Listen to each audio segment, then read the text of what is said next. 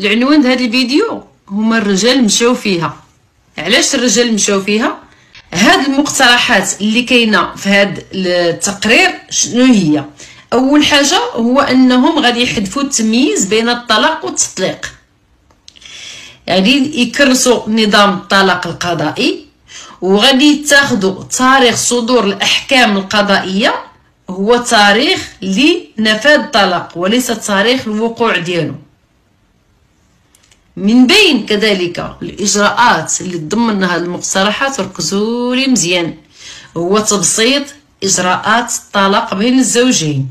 اوكي، واصلاح، والكارثه هي هذه، اصلاح شامل للمقتضيات القانونيه لمساله الميراث. غادي يصلحوا حتى الميراث.